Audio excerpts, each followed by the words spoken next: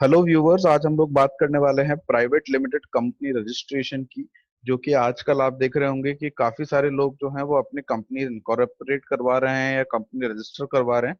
तो जो company registration का प्रोसेस है वो किस तरीके से आप करेंगे हमारे थ्रू, एंड क्या क्या डॉक्यूमेंट्स आपको सबमिट करने पड़ेंगे और कौन कौन जो है वो प्राइवेट लिमिटेड कंपनी जो है वो ओपन कर सकता है, वो सभी मैं आपको इस वीडियो में आज बताने वाला हूँ।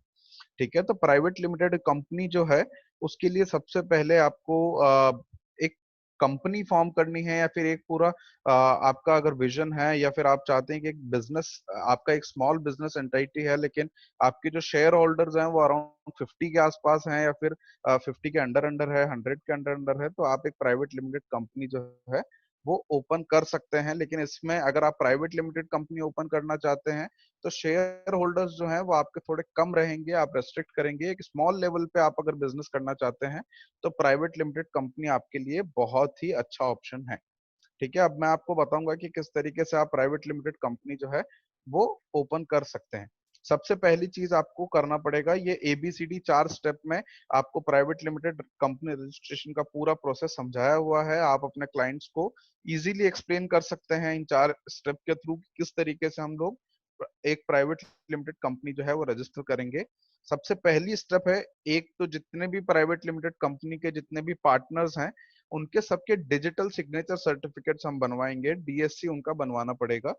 उसके बाद सेकंड स्टेप जो होता है वो होता है डीआईएन बनवाना पड़ेगा सभी पार्टनर्स के लिए। ये सभी प्रोसेस हम आपके लिए कंप्लीट करके देंगे, आपको कुछ भी नहीं करना है, खाली आपको प्राइवेट लिमिटेड कंपनी रजिस्ट्रेशन हमारे थ्रू करवाना है। ये ए बी सी डी जितने भी चारों स्टेप है वो हम हमारे थ्रू करके आपको पूरा का पूरा जो प्रोसेस है वो कंप्लीट करके देंगे। लेकिन आपको इसलिए बताया जा रहा है क्या क्या होगा ताकि आप अपने क्लाइंट के साथ इंफॉर्मेशन शेयर कर पाए।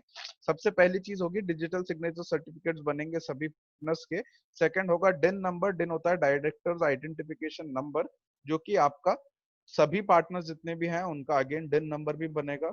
फिर जो कंपनी का इनकॉर्पोरेशन है या जो भी आपका प्राइवेट लिमिटेड कंपनी का रजिस्ट्रेशन है वो फाइल होगा। उसके बाद नेम का जो है हम लोग नेम अप्रूवल जो है वो आएगा गवर्नमेंट ऑफ इंडिया से और नेम अप्रूवल होगा।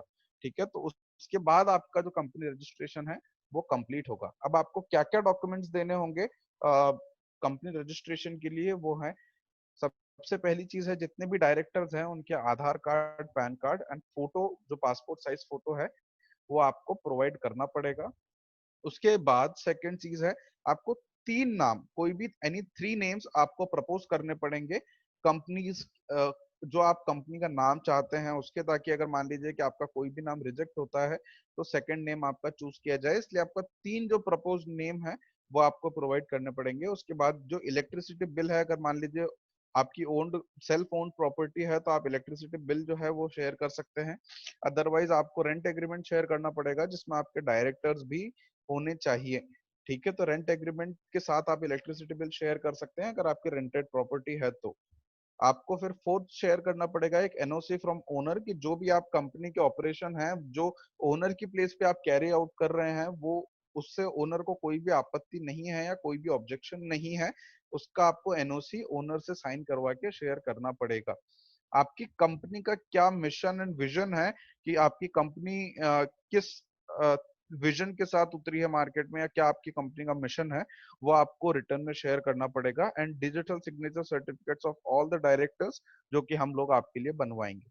ठीक है, तो ये पूरा जो प्रोसेस है वो हम आपको कंप्लीट करके देंगे, आपको खाली ये जो डॉक्यूमेंट की लिस्ट है वो शेयर करना पड़ेगी। जी, अब मैं आपको बताऊंगा कि एक प्राइवेट लिमिटेड कंपनी में और एक पब्लिक लिमिटेड कंपनी में क्या क्या डिफरेंसेस होते हैं, ये क्या क्या अंतर होते हैं। ये सभी बातें भी आप अपने क्लाइंट के साथ शेयर कर सकते हैं। ठीक है, तो इसमें सबसे पहली चीज है कि जो आपका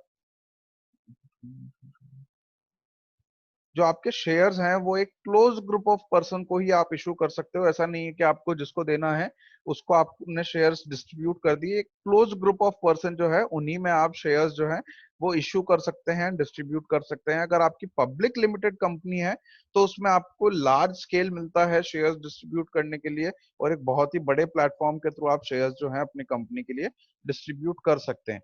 इसमें there must be minimum only 2 share holders. और पब्लिक लिमिटेड कंपनी अगर आप ओपन करते हैं तो उसमें minimum there should be 7 share holders.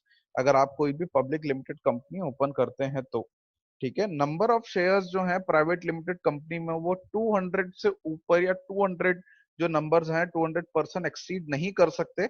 लेकिन अगर आप पब्लिक लिमिटेड कंपनी देखते हैं इसी कंपैरिजन में, तो जो शेयर होल्डर्स हैं उनकी वैल्यू अनलिमिटेड हो सकती है। जितने भी आप शेयर होल्डर्स चाहते हैं उतने आप शेयर होल्डर्स रख सकते हैं, लेकिन प्राइवेट लिमिटेड कंपनी में ये है ओनली 200%। ठीक है, इसके बाद प्राइवेट लिमिटेड कंपनी में there should be minimum 2 directors, लेकिन पब्लिक लिमिटेड कंपनी में 3 डायरेक्टर्स के बिना काम नहीं होगा। Minimum 3 director should be there for public limited company. ठीक है, it has less compliances private limited company में, मतलब थोड़े रूल्स एंड रेगुलेशंस जो है प्राइवेट लिमिटेड कंपनी के कम होते हैं। लेकिन पब्लिक लिमिटेड कंपनी अगर आप ओपन करते हो तो उसमें काफी सारे laws and rules and regulations होते हैं। तो वो भी एक थोड़ा सा प्रॉब्लमेटिक फैक्टर है। अगर आप स्मॉल स्केल पे बिजनेस करना चाहते हैं तो ये आप प्राइवेट लिमिटेड कंपनी के साथ कर सकते हैं, आपको ज्यादा रूल्स एंड रेगुलेशंस का सामना भी नहीं करना पड़ेगा।